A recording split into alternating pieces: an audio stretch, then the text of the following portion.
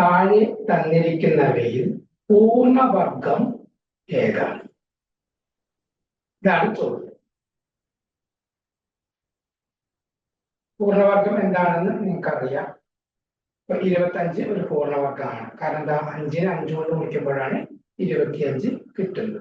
49 വേറൊരു പൂർണ്ണവർഗമാണ്. 7 കൊണ്ട് ഗുണിക്കുമ്പോഴാണ് 49 കിട്ടുന്നത്. അതുകൊണ്ട് അത് പൂർണ്ണവർഗമാണ് നമുക്കറിയാം.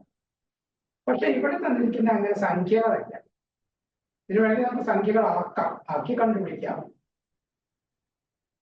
അതല്ലാതെ നമുക്കിത് ഈസി ആയിട്ട് കണ്ടുപിടിക്കാം. അതിന് option തന്നിരിക്കുക A 5/3, B 5/4, C 5/5, D 5/7. അപ്പോ നമുക്ക് ഇതിനൊരു എളുപ്പവഴി എന്ന് പറയുന്നത് 5/3. ആ കാലം നിങ്ങൾ നോക്കിയാൽ മതി. ഇവിടെ 3 അവിടെ 4 അവിടെ 5 അവിടെ 7. ഒന്നും നോക്കേണ്ടതില്ല. ആ കാലമായി വരുന്നത് ഇരട്ടസംഖ്യയാണോ അത് പൂർണ്ണവർഗം, ഒറ്റസംഖ്യയാണോ അത് പൂർണ്ണവർഗമല്ല.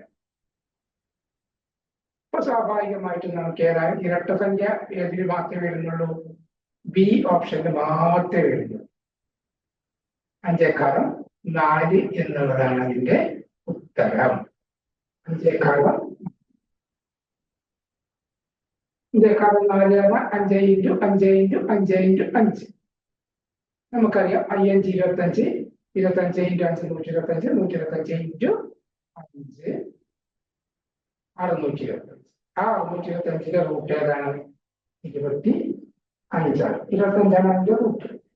അല്ലെങ്കിൽ പിന്നെ വർഗമൂലം എന്ന് പറയുന്നത് 25ആണ്. ഈ 25നെ നമുക്ക് എങ്ങനെ എഴുതാം? 5/2 എന്നും എഴുതാം. അതായത് ഇതിന്റെ വർഗമൂലം കാണാനുള്ള വഴി 4 ആണ്. 4ന്റെ പകുതി 2, 5/2 2. 8 ആണ് അതിന്റെ പകുതി 5/4 4. ഈ രീതിയിലാണ്. പക്ഷെ ഇവിടേക്കുള്ള കുഴപ്പം എന്താ? 5/4 3, 3ന്റെ പകുതി ആകുമ്പോൾ 1.5 അതാണ് അതിന്റെ പ്രശ്നം. അപ്പൊ 5/4 5 ആണ്, 5/4 2.5 അങ്ങനെ വരാൻ പറ്റില്ല. ഒരു സംഖ്യയായിട്ട് കിട്ടും. അപ്പൊ തീർച്ചയായിട്ടും അത് ഇരട്ട സംഖ്യകളാകുമ്പോൾ മാത്രമേ അങ്ങനെ സംഭവിക്കുള്ളൂ. അതുകൊണ്ട് ഇതിന്റെ ഉത്തരം 5/4 എന്നുള്ളത് ബി ആണ്. ബി ഓപ്ഷനാണ് അതിന്റെ ശരിയായ ഉത്തരം. ഓക്കെ, നമുക്ക് അടുത്ത കണക്കിലേക്ക് പോകാം. ചോദ്യം ഇതാണ്: 1 കിലോഗ്രാം ആപ്പിളിന് 180 രൂപയും 1 കിലോഗ്രാം ഓറഞ്ചിന് 60 രൂപയും ആണ് വില. 3 കിലോഗ്രാം ആപ്പിളിനും 4 കിലോഗ്രാം ഓറഞ്ചിനും കൂടി ആകെ എത്ര രൂപയാകും? അതിന് ഓപ്ഷൻസ്: എ 700 രൂപ, ബി 750 രൂപ, സി 680 രൂപ, ഡി 880 രൂപ. നമ്മളിത് എങ്ങനെയാണ്? വളരെ ഈസിയാണ്. നമ്മള് സാധാരണ കടകളിൽ പോകുമ്പോൾ നമ്മൾ കണക്കൂട്ടുന്നതുമായി തന്നെയുള്ളത് കണക്കൂട്ടൽ മാത്രമേ ഉള്ളൂ. 1 കിലോഗ്രാം ആപ്പിളിന് 150 രൂപയാണ്. അങ്ങനെ 3 കിലോഗ്രാം വാങ്ങി 150 × 3, 150നെ 3 കൊണ്ട് ഗുണിച്ചാൽ കിട്ടും 540 രൂപ എന്ന് നമുക്ക് ഈസി ആയിട്ട് കിട്ടും. അവിടെ ഗുണിച്ച് നോക്കേണ്ട ആവശ്യമൊന്നുമില്ല. നിങ്ങൾക്ക് മനസ്സിൽ തന്നെ ആണെങ്കിൽ പിന്നെ ഗുണിക്കാവുന്നതേ ഉള്ളൂ. സംശയം 150നെ 3 കൊണ്ട് ഗുണിച്ച് നോക്കാം. എത്ര കിട്ടി? 540 രൂപ എന്ന് കിട്ടും. അത് മാത്രമേ വാങ്ങിയതിൻ്റെയോ 4 കിലോഗ്രാം ഓറഞ്ചും വാങ്ങി. ഓറഞ്ചിന് എന്താ വില? 60 രൂപ. അപ്പൊ 4 കിലോ ഓറഞ്ചിന് എത്ര വരും? 4 × 60, 4 6 24, അപ്പുറത്തെ 0 കൂടി ചേർത്ത 240 രൂപ എന്ന് കിട്ടും. അപ്പൊ ഓറഞ്ചിന്റെ വില 240 രൂപ. കൂട്ടി എത്രയാണ്?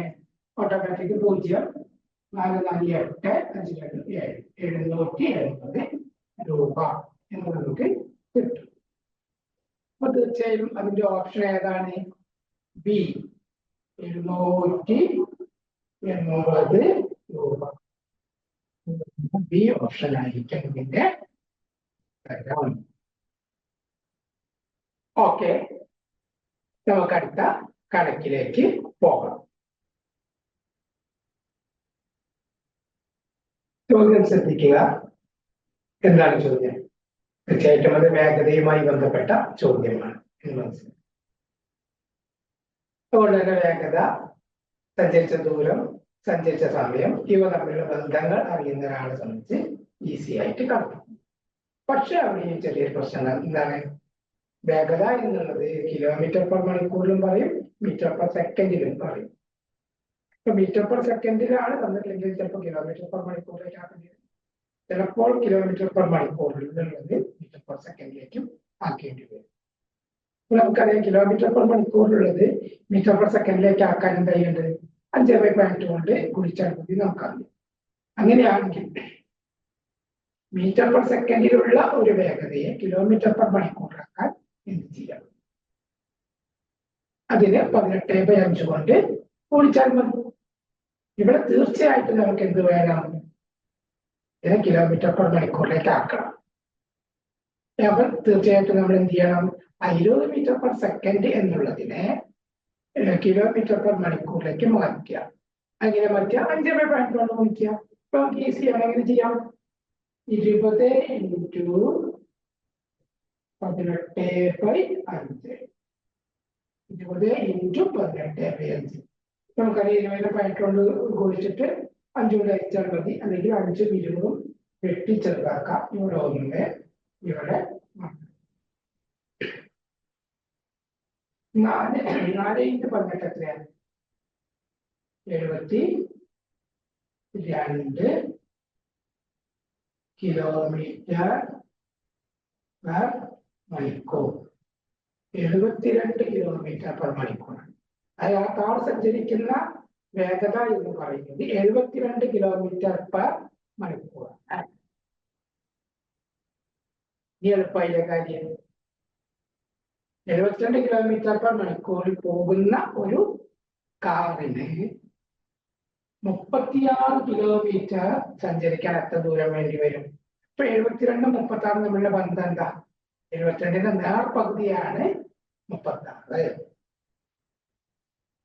അപ്പൊ നമുക്ക് ഒരു മണിക്കൂർ കൊണ്ട് 72 കിലോമീറ്റർ സഞ്ചരിക്കുമെങ്കിൽ അരമണിക്കൂർ കൊണ്ട് എത്ര സഞ്ചരിക്കും? 36 കിലോമീറ്റർ സഞ്ചരിക്കും. ഉറപ്പല്ലേ? ഇതിന്റെ പകുതിയാക്കും. അപ്പൊ അരമണിക്കൂർ എന്നുള്ളതാണ് അതിന്റെ ഉത്തരം.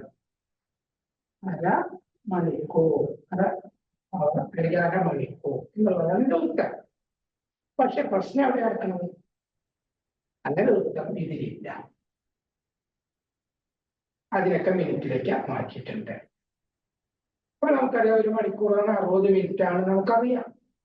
അരമണിക്കൂർ എത്രയായിരിക്കും? 30 മിനിറ്റ് ആയിരിക്കും. ആ ഓപ്ഷൻ ഇവിടെ ഉണ്ടോ? ഉണ്ട് അല്ലേ? ഓപ്ഷൻ ഇവിടെ ഉണ്ട്. അപ്പൊ തീർച്ചയായും അതിന്റെ ഉത്തരം എത്രയാണ്? 30 മിനിറ്റ് എന്നുള്ളതാണ്. എ എന്ന് പറയുന്ന ഓപ്ഷനാണ് നമുക്കതിന്റെ ഉത്തരമായിട്ട് കിട്ടുക. എ എന്ന് പറയുന്ന 30 മിനിറ്റ് എന്നുള്ളതായിരിക്കും അതിന്റെ ഉത്തരം. ഓക്കെ, അപ്പൊ നമ്മൾ ശ്രദ്ധിക്കട്ടെ. ചിലപ്പോൾ കിലോമീറ്റർ പെർ മണിക്കൂറിലുള്ളതിന് മീറ്റർ പെർ സെക്കൻഡ് ആക്കേണ്ടി വരും. അതിനെ 5/8 കൊണ്ട് ഗുണിക്കുകയാണ്. മീറ്റർ പെർ സെക്കൻഡിലുള്ളതിന് കിലോമീറ്റർ പെർ മണിക്കൂറിലേക്ക് ആക്കണമെങ്കിൽ 18/5 കൊണ്ട് ഗുണിക്കണം. അത്രേ ഉള്ളൂ. കഴിഞ്ഞാൽ എന്തായി? കിലോമീറ്റർ പെർ മണിക്കൂറിലായി. പിന്നെ അതുമായിട്ട് ഒന്ന് കമ്പയർ ചെയ്താൽ നമുക്ക് ആൻസറിലേക്ക് ഈസി ആയിട്ട് എത്താവുന്നതേ ഉള്ളൂ. അപ്പൊ ഉത്തരം ശരിയായി വ്യക്തമായി എന്ന് ഞാൻ മനസ്സിലാക്കുന്നു. അതിന്റെ വഴിയും നിങ്ങൾക്ക് മനസ്സിലായി എന്ന് ഞാൻ മനസ്സിലാക്കുന്നു. എന്തെങ്കിലും സംശയങ്ങളോ പ്രശ്നങ്ങളോ ഉണ്ടെങ്കിൽ നിങ്ങൾക്ക് കമന്റ് ചെയ്യാം.